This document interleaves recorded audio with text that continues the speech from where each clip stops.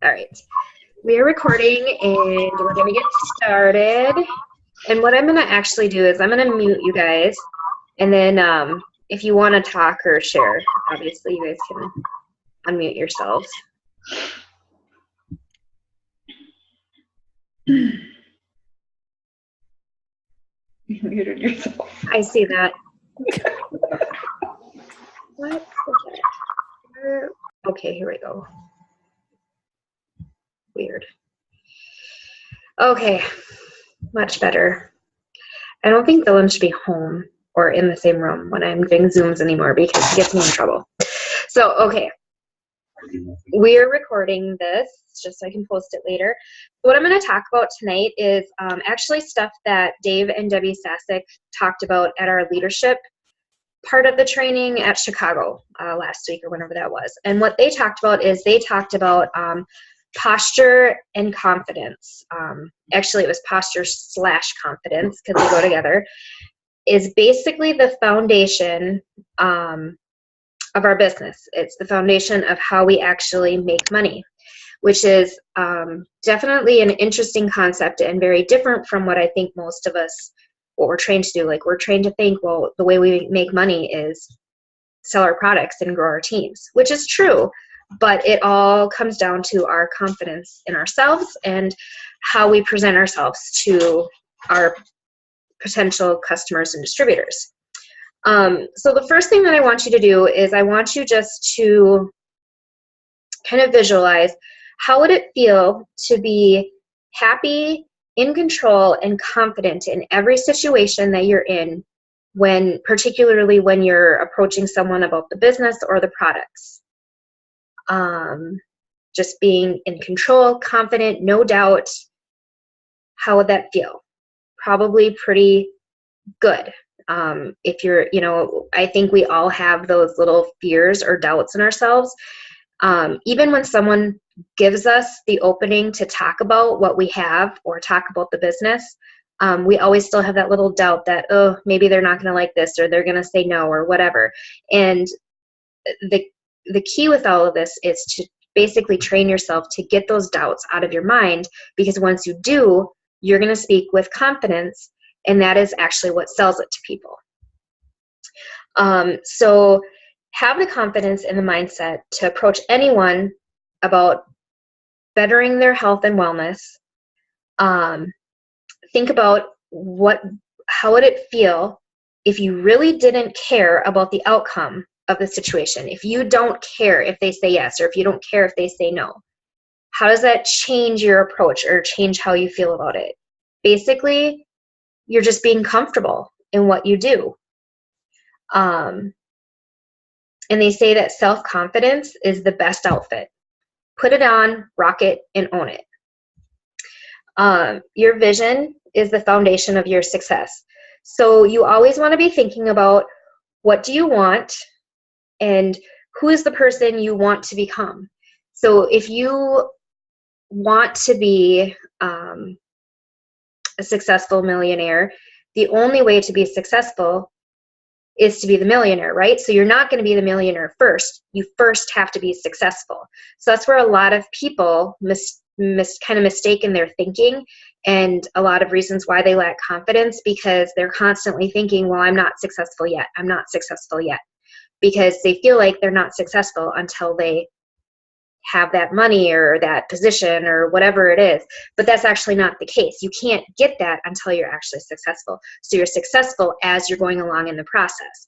And once you realize that you're being successful, generally your confidence in yourself goes up, which then again, when you have more confidence, it's a lot easier to approach people and to talk about it. How strong is your vision? How strong is your vision in the company and the products? Because it all boils down to your belief. And if you have belief in it, you're going to have more confidence. So your vision has to be bigger than your fears. You know, people are going to quit. People are going to call it a scam. People are going to roll their eyes. That's going to happen. That's just the way it is, because they don't have the belief. They don't have the vision. And basically what it boils down to is it's our job to share the belief and share the vision. And so if they're doing that stuff, the only response you need to give them is, fine, watch me. Because I'm going to do this with or without you. There's plenty of people out there that want the products, that want this opportunity. So watch me. When you have that mindset, you're not letting what they're saying and doing get into your brain and create doubt and create fear. So that's tough because, you know, I can be 100%, I don't care what people think, I'm going to do this, I'm going to do this. And then that one person who you don't think it will bother you if they say no, they say no. And it's like a slap in the face, you know, like you think you have that, yeah, this person, they've been liking everything, commenting everything, they're going to jump on board and they're going to love this. And then they say no, or they drop off the face of the earth. And then all of a sudden that doubt creeps back in and you lose confidence. And generally what happens is then you start to slow down in your business. So how to create a vision that will overcome your fears. Basically what it is building your belief. And I'm gonna get fancy here. I'm gonna share my screen, and I actually have some PowerPoint slides that I put up just so that you guys can have this. I don't know, screenshot it, write it down. I can share it to the groups later, whatever. But it's probably easier than me listing it, saying it all out, and then you guys trying to write it down. So I'm gonna pop on and do that. Okay. So this is how to create a vision that will overcome your fears. Basically, what you want to do is you want to attend your company event. And whether it's a company event or a Zoom or a conference call or a team training, whatever it is, you want to be involved in that, because what that does is that builds your belief, because that's where you're going to hear the stories. That's where you're going to learn about the products that are working for people. That's where you're going to make the connections of the like-minded people. Be a product of the product. I think we all know that, you know, but it's so often one that gets forgotten, or you get stuck on a couple of products. You know, it's so change it up every once in a while. I have my very, very favorite products that I probably talk about a lot. And so I have to try to be mindful of sharing some of the other products that I use or getting some experience with the other products. And it's not that you have to use them all at the same time. Definitely don't need to do that. It's just that you're experiencing them, because when you know what they're about and what they can do, it's easier to talk about. And know the stories of the products and the stories of the business. And whether that is stories of people that are on our own team, which is awesome, and which I love, because how cool is it that you can say, yeah, you know, my friend Carrie, her son has ADHD, and the Confianza and Greens have worked amazing for him. And they're like, really, I want to know more. And then I can pull Carrie into the conversation, and she can share her story. That's what creates belief for other people. You know, besides yourself. And that's what we're basically doing, is we're basically creating belief in our products and our company. I'm going to switch back to me for a little bit. So it's hard because we have the vision, we have the want, we have the drive, but we still have the fears. And a lot of people get stuck on their fears. So fear versus vision. Think of it this way, your fear is going to push you. If I am fearing the Blitz, I don't want to go approach somebody, but I know I probably should, because they're staring at my magnet on my car or my shirt or something, and basically giving me the opportunity to at least hand them a card. It's a fear, so I'm going to let it push me. I'm going to let that fear push me into that situation, because once I recognize the fear, I don't want to give into it. Your vision pulls you. So, for example, I'm seeing that person that's looking at my car magnet. Well, my vision for them is that they need this opportunity. I don't know who they are, they may not, but in my mind, in my vision, they need this, and I'm going to change their life by just handing them this card. And so my fear is pushing me, my vision is pulling me, and I'm going to end up in front of them. The other thing that's really important, fear versus vision, is get around the right people. if you're around people that are negative or down on themselves, even not even if they're negative towards you, but just down on themselves or down on life in general, it'll wear on you. It'll bring you down. So, I mean, sometimes it can't be helped if it's family or, you know, if it's coworkers and your desk is right next to them and you can't do anything about it, probably can't be helped, but try to eliminate those interactions as much as possible and fill your cup with the positive. I always say if you're going to have a negative situation, then give yourself 2 positive situations. And generally just being around the right people is the way to do it. You know, if you're feeling like you're having a crappy day and you're down and you're around negative people, ask someone to hop on Zoom with you and let's just chat. You know, let's just talk about whatever, business or not. But generally, I can tell you that anytime I've had a bad day and I've started just either doing these Zooms or jumped on a party or something, it usually makes me feel a lot better just because people are having fun and people are asking questions and we get to share about something we're passionate about and something that we love. So your goal when you're approaching someone or having a conversation with someone is just to listen and learn. People will generally say, you know, what they need or what their fears are or what they want or what their goals are. It's just our job to listen and pick up on it and then learn from that and share that, you know, share the opportunity or share the products with them. Sorry, I'm so easily distracted today. So that kind of leads us into, we actually talked a lot about blitzing, which is interesting to me because what they did is, so it was, the training was all diamonds and above. And what Dave and Debbie did is they basically said, okay, raise your hand if blitzing still scares you or you don't like doing it. And I can tell you that probably 90% of the leaders in the room raised their hand. You know, Crystal Pearl was in there, and I think she said on her Zoom last night too, she still freaks out about blitzing, and she doesn't even blitz.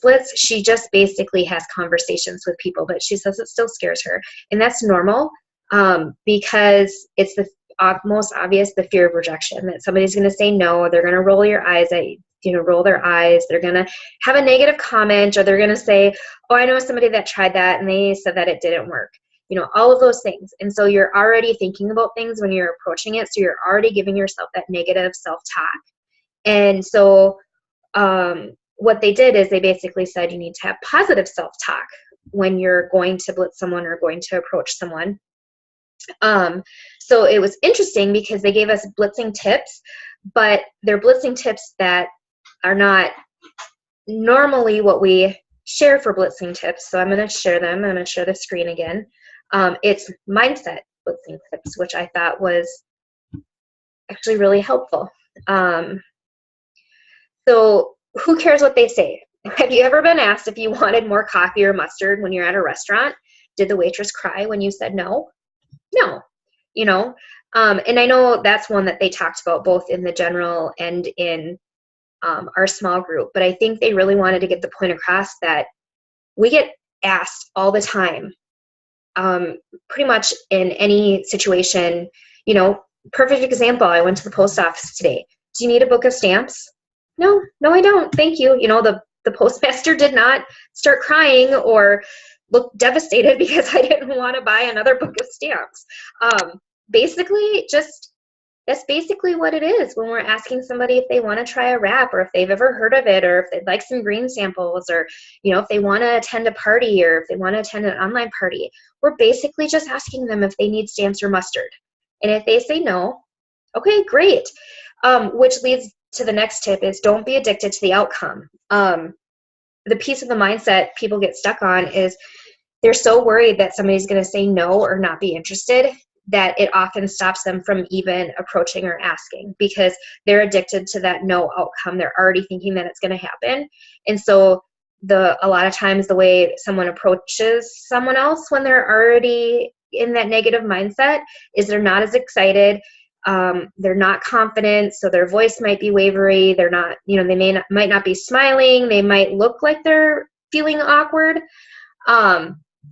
because they're already addicted to that outcome. So to help change that, your attitude should just be, okay, next. And it's not that you don't care that that person said no or wasn't interested. It's just that you're not letting it get you down, because again, it's just like someone saying no to mustard or stamps.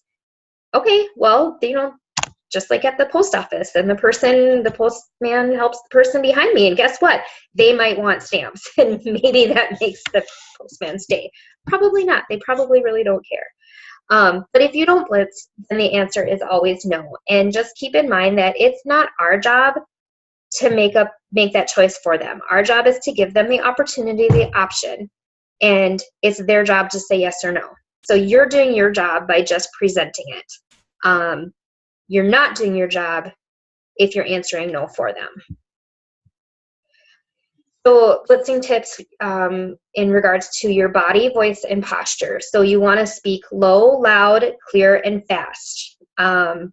Basically, when you do that, you're presenting yourself like a boss. You're in charge. You're not afraid. Again, you have the confidence in the posture. You're expressing leadership and security, not uncertainty, passiveness, or doubt. If you express doubt, or if you sound doubtful about your product, then people are generally going to doubt it as well, because they're going off of your lead. You want to be authoritative, excited, and passionate. And I think passionate is the biggest thing. There's people that literally can sell anything, and it's not because it's a good product. It's because they've learned how to be passionate about it and excited about it. If you think about some of those people that, there's just some really good salespeople. And I think of actually my brother-in-law, because he's worked for Schwann's and he works for AT&T now, and he's always been successful at what he does. But one thing that he does is he gets excited and passionate about it. And it's funny because we just went and bought a new phone and stuff from him last week. And I was thinking about this while we were getting our phone, and I had to just laugh because he was like excited that we were there to get a new phone. Like, seriously, it was just a new phone. But he was excited and he was passionate about it. And I can tell you that it made the sale so easy for him. We went in thinking about getting just a very, very, very simple, almost like a prepaid phone type. Like, honestly, like we were thinking about just getting a flip phone because it's for Gabe. And we ended up walking out with something much better than that. And he wasn't even trying to sell us on it. He was thinking, yeah, just go with something cheap and simple, because he's an 11-year-old boy and he doesn't need all that extra fancy stuff. But because he was so excited about the different products that they had, and he was so excited about talking about the different features and stuff, it got us into conversations and it got us talking. And when we got to talking, we decided that it was an investment worth having for him and decided to spend the extra money to get it.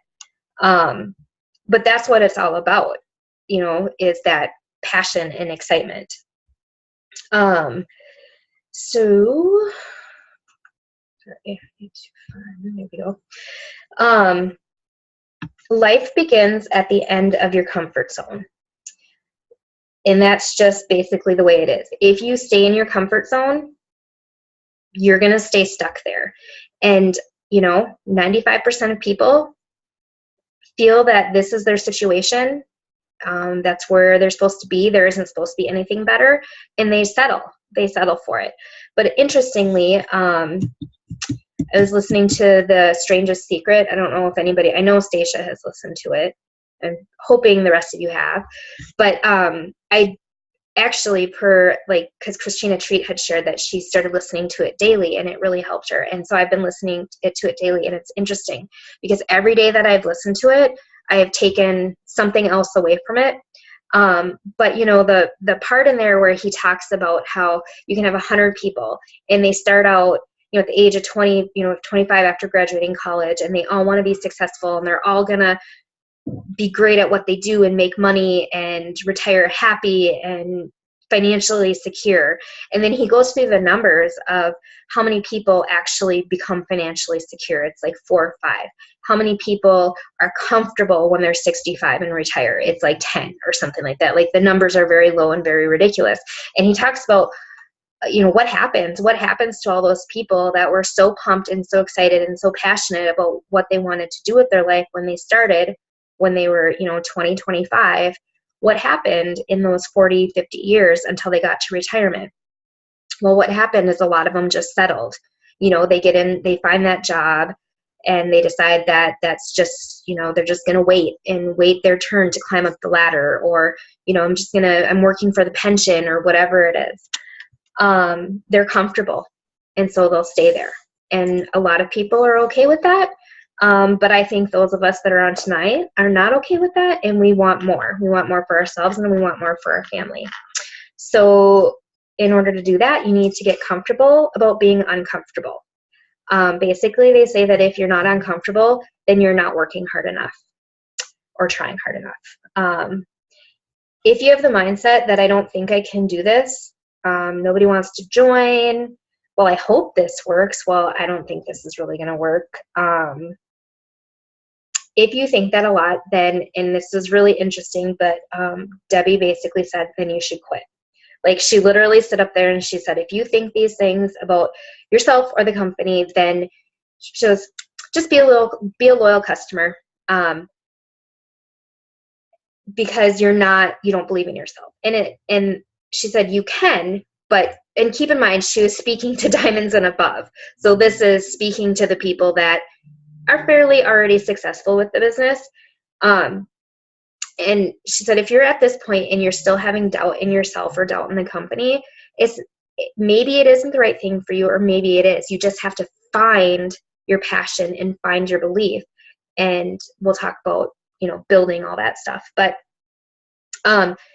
if you're thinking all that, and if you're thinking, oh, maybe I should just quit, stop and think, what is your alternative? What else are you going to do? Is it worth it? For me, in the past, my alternative would have been going back to teaching, but that's not an alternative anymore because I let my license go. So I'm kind of at the point where I don't have another alternative. So no matter what, I have to make this work. That changes your mindset pretty quick when you put yourself into that boat and you kind of take away the safety net. And I get that for some people, this doesn't have to be the end all. It might not be the goal of making this their income or, wanting to get to the top. It is entirely okay to have the goal of $500 extra a month, or doing it to be social or to have fun. That's totally okay, but be aware of that and be okay with where you're at with the company. Because I can tell you there's plenty of distributors that tell me, well, I just want to do this for fun, or I just want to do this as a hobby, but yet then they're the ones that are turning around and sending me the messages going, I can't get any customers, or nobody wants to join my team. And it's like, well, but you said you just wanted to do this for fun. And so you said you only wanted to, maybe put an hour or two for the week. So what do you expect to get out of it if that's what you said you wanted? So what not to do. This is not going to help your mindset. Don't beg, chase, or bug people. Definitely follow up and build a relationship, but don't chase or bug them. If they're not ready or they're not interested, they're not, and that's okay. Because I can tell you that if you continue to be there and build the relationship and be the friend, that point might come later on, or it might not. But it's better to just continue to build the relationship than to possibly chase them into something that they don't really want to be in, if that makes sense. Don't be influenced by opinions. There are so many opinions, and there's so many different ways to do this business, and there's so many different ways to be successful. There might be something that I say or do that maybe isn't okay or the right way for you to do it, and that's totally okay, because remember, this is just all my opinions on how I feel I can be successful with my business and how I feel I can share for others to be successful, but it's not the only way. So don't be influenced by the opinions, but also be open-minded about learning and taking advice. Don't get hung up on any one prospect. We always have that one person that say they're going to join, or they keep attending the parties. Maybe it's just because they want the free stuff, whatever it may be, but don't get hung up on that one person. If they're frustrating you, or if you're feeling like they keep saying, yeah, I'm going to do this, and then they will drop off the face of the earth for a week or two or a month or whatever, and then you keep following up, and then they say, yes, I'm going to do this. Sometimes it's best just to focus on the friendship and the relationship, and don't ask them and wait for them to come to you. Don't be passive. Denise Walsh shared during part of this that when she first started, she followed up, but when somebody told her no or not right now, she wouldn't follow up with them again because they already told her no. And then actually down the road, she ended up having people that she had approached at one point. She found out that they were on somebody else's team because she was passive about it. They told her no or not right now one time, and she let it go. So don't be passive. You don't need to be crazy, I'm going to chase and hunt you down type of person, but continue to follow up and continue to build a relationship. One thing that's really important for your mindset is developing who you are. So remember, when you're approaching people and it's your cold market and it's somebody you don't know and you're starting your new relationship, they don't know you. They don't know if you're shy. They don't know your life story. They don't know if you've just lost 50 pounds. They don't know that stuff. So you need to have the attitude of, I know what I got. I don't care what you think. I have an opportunity. I can share it if you want to hear it. Basically, but remember, they're probably not going to be interested if you're not passionate or excited about it. What a big difference if I walk up to someone and I'm like, Jackie, so, hey, you look like you're into health and wellness. Can I share something with you? And I'm kind of fidgeting and maybe doing this. You're probably going to be like, okay, this person's kind of weird, and why are they doing this? Much different if I walk up and I'm like, hey, oh my gosh, so I have the coolest thing and you just look like someone who'd be interested. Do you mind if I share it with you? You're probably just going to get caught up in me smiling and like nodding my head, and you're going to be like, yeah, let's talk about whatever this is, even if you're not sure if you're interested or not. But generally that's what happens when people are excited about something, is people just go along with it because happiness is contagious, just like negativity is contagious. So if you're happy and excited and passionate, generally people you're talking to are probably going to get excited and passionate about it too. Remember, there are always going to be people who want this. Yes, of course, there's going to be people who don't, but we don't know unless we ask. When you have posture and confidence, you really don't need to know how to close. It's going to happen naturally because you're going to continue to have those conversations with people. 99% of people hate their jobs. A lot of those people don't even know that they hate their job, because they've never really stopped to really think about it, because they've never thought about other opportunities. One of the things that they talked about doing is, if you're at a restaurant or a gas station or wherever, ask them, hey, do you mind if I ask you a question? What do you like about your job? Do you like your job? Start the conversation. And if they start saying, well, that's just something to do, hey, I have an amazing opportunity. I would love to share it with you. Here's my card. Would you mind friending me on Facebook, or can I friend you on Facebook so I can share more information with you? They might say no, totally okay, but they might say yes. And it wasn't even about approaching the business part of it to begin with. You were just asking them if they liked doing their job. Same thing if you're sitting in the chair getting your hair done or getting your nails done or whatever, just start the conversation. If they say, yeah, I love my job, I love talking to people, I love helping people. Oh my gosh, so do I. I love helping people and I love working with people. Have you ever considered supplementing your income? There's ways to work it in without being like weird approach about it. Have the attitude that you're here to offer them an opportunity to change their life. It's their choice if they want to take it or leave it. Help them visualize how it will change their lives. So by that, it's using real life examples. So yeah, I sold a wrap last week and it paid for $25 in my gas tank. Or my last commissions check, man, it covered my cell phone bill. That was so helpful. Things like that basically are going to help them visualize, oh, well, gosh, I really want to save for this, or I'm always worried that we're going to go over our minutes with our cell phone bills. So we're always being really cautious because I never know if I'm going to have enough money to pay for it. Drawing out those types of things and talking to them will help build their vision. Let's see. You need to know what you have. You need to maintain your power and energy in a conversation. You might fall down while having a conversation with someone, or, say something that comes out completely wrong. Totally okay. Get back up. Correct yourself. Laugh about it. Because generally, you're going to make more of a big deal out of it than they will. There's been plenty of times that I've stumbled over my words, whether it's on a Zoom or talking in front of people or talking to one person. Generally, if you make it a big deal, it'll be a big deal to them. If you don't, it won't. Be the person that you want to follow. So, we always talk about following the leaders and following people that inspire us, which we definitely should do. But then be that person that you want to follow. And if you can't find someone out there that appeals to you that you want to follow, then all the more reason to be that person.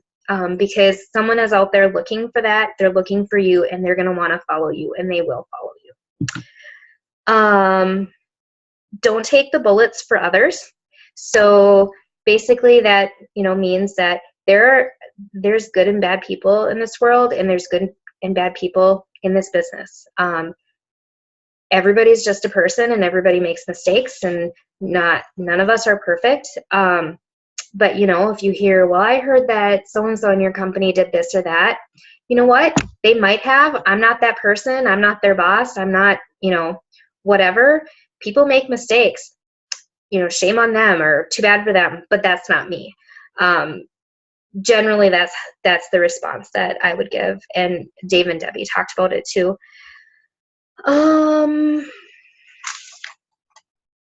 Let's see.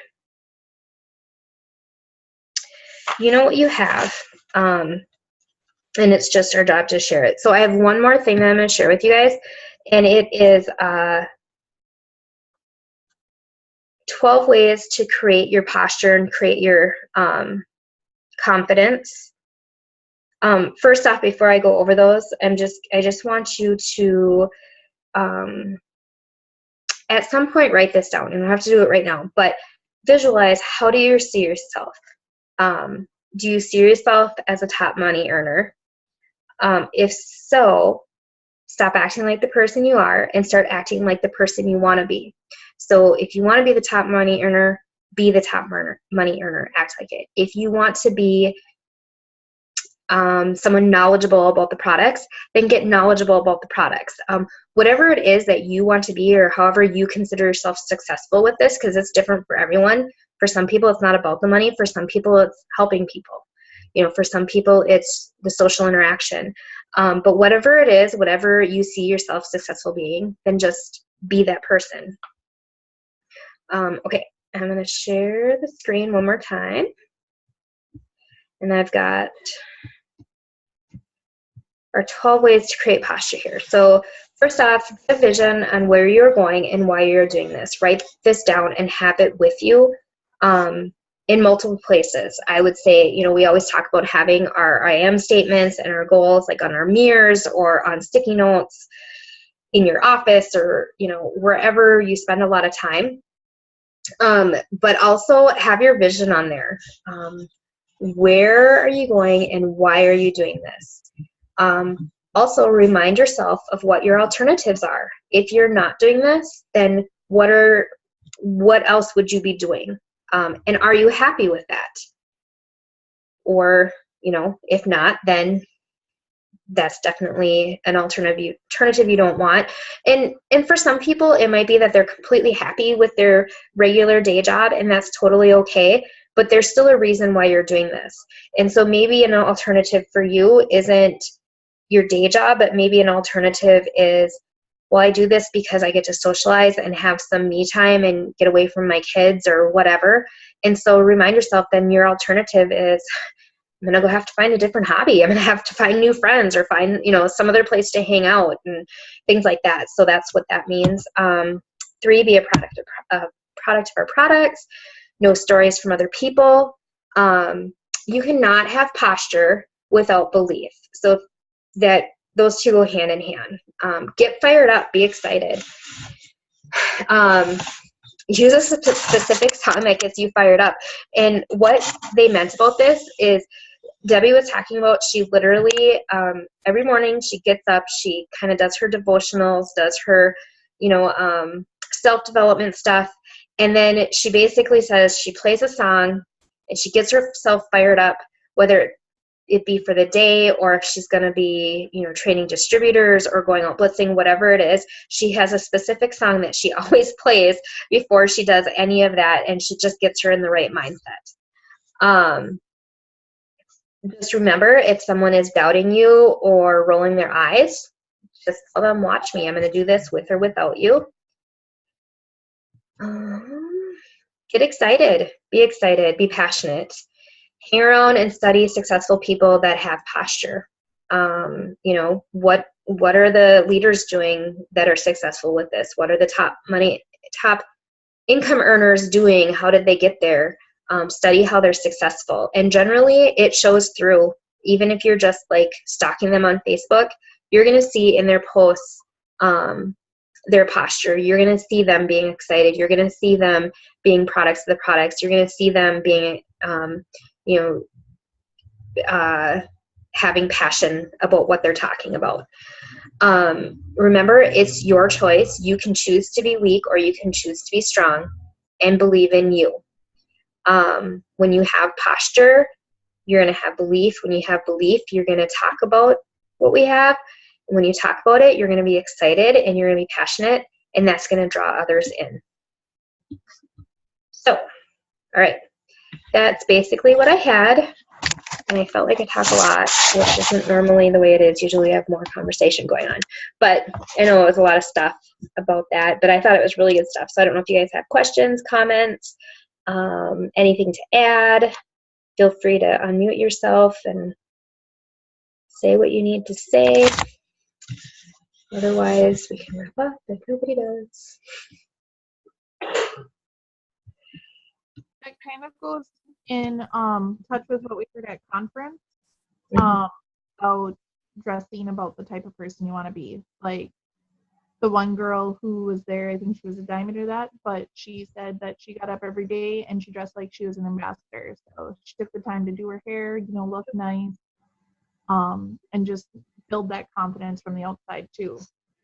Yep, for sure. And it's funny that you mentioned that, because that is something that I know I have been trying myself to do more. As I say that, not today, but this is a whole time thing today. There's some days, let me tell you, I'm lucky if I get a shower in. But it totally is. So I did something yesterday that I wouldn't ever normally do, but because of this and because I've been really focused on creating the posture and just being positive and all of that. Gabe had an IEP meeting, or actually it was an eval meeting at 7:15 yesterday morning. So I had to get up and be there, and I don't go to the gym till 9. So realistically, I should have just kind of got up, thrown my hair on, put clothes on, and gone to the meeting, because then I went to the gym right after. No, I got up and I did my hair, I curled it, I put on my makeup, I looked really nice for the meeting. And part of it too is because it goes down to the professional thing again. His teachers and everybody know that I used to be a special ed teacher, and they know that I know what they're talking about. And so it's, I still want to be a professional in that situation. But then I thought it was absolutely ridiculous, because I had to go right from there to the gym, and I literally was like sweating makeup off, and it was so gross. And I was like, wait, maybe I should rethink this. And actually, when I walked in, my personal trainer, she looked at me and she goes, "Did you cut your hair?" Like, no, I've just never worn it down to the gym because I always wear it up like this to the gym. And I was like pulling it up as I was running into the gym because I was actually late. So it was funny, and we laughed about it. And then she was like, "Are you wearing makeup?" I am, because I had a meeting. So, but it is something that is, any of those people. I think there was like 9 or 10 people at Gabe's IEP meeting. 2 of them are customers of mine or someone else's. And so there was 8 other potential customers or distributors there. And so I wanted to make sure that I was presenting myself, as a business person, even though I was there for a different reason. And that's sometimes hard because sometimes it's really easy just to roll out of bed and throw my hair up and just go where I need to go versus taking the time, because I'm not that girly girl that likes to do that, but I make myself. So good stuff. Anybody else? Carrie, you look like you want to say something. No. I know that the mustard thing stuck with you. Yes, it did. Was there anything else because this is pretty much a different group of people. Was there anything that you wanted to add from your portion of the training? Nothing like putting you on the spot, huh? I'm just looking at my notes. I had them handy just in case. Because I always get thrown on the spot. I know. The meeting with distributors. With your new distributors, that one really stuck out with me. Giving them a product catalog as you're sitting down with them and have them go through it and build their hundreds list off of each page. That was really, really cool. Mm-hmm. To tighten and tone, write them down as you can think of them. Who could benefit from our facial line, write it down as you think of them. The greens, etc., and just categorize it, writing them down as you go. And then, just basically going through it like that. I thought that was pretty cool. It's a good way to get them started thinking about not even a hundreds list, but just a first initial contact list. Yep. For sure. Yep, for sure. Hey, Stacia, did you have anything from the training? Me? Yeah. Oh, sorry. Do you see this, guys? I know. I felt like you were asking me to do your homework earlier, and I'm like, no. I was. I've done enough of that. It's terrible. I've been doing my homework the whole studying. I have an 8-factor physiology exam tomorrow, so. But did you have anything something that you wanted to share that you took away from the Chicago training? I don't have my notes handy on me, but one thing that I think they did that was really cool was they did a Ruby panel. So they had these rubies get up there, and I think only one of them had actually earned the ruby bonus. But even to compare what they say compared to what an ambassador diamond says, it's the same thing. It's just the steps to success in getting your people going. And so at any level, it's always just those 3 simple things, which I think is, I don't know. That's all I got. I don't have my notes. No, that's good, because it actually what it made me think about is when Denise Walsh basically said there's no difference between any of us and her. It's just that she's done the steps to success more times. And that's basically how you get from where you are now to Black Diamond. Which, we know that, but it's nice to hear that, especially from someone who is at the top. Because sometimes I feel I'm like, okay, sometimes I feel like there's got to be more to this. What am I not doing? What's the secret? Why doesn't somebody tell me how, what are all these other people doing and what am I not doing? And it's not that at all. All it boils down to is just the amount of people that you talk to. She's just talked to more people. And if you want to grow your business more, or grow your organization more, then it's just talk to more people, have more relationships with people. And it's interesting because I'm like, dang it, I am not a people person and I don't like to talk to people. So that's a hard thing for me. But then I feel like, well, if I've gotten this far, there's no reason I should be able to keep going and keep doing it, right? Like you just keep going, you just keep doing it. And I love the relationships that I've built with this. But then again, I'll tell you, there's some customers that I've had that I'm like, seriously, do not ever contact me again. Like, I'm so glad you're done with your 3 months. Don't ever again. Yeah. So, but as long as we're aware of that and we realize that and we're okay with it, I think that's all that matters. All right. So we're going to wrap up unless anybody else has any questions or any comments or anything else they want to add. You good? Okay. All right. Well, thanks for being on, you guys. I appreciate it. I'm going to stop recording.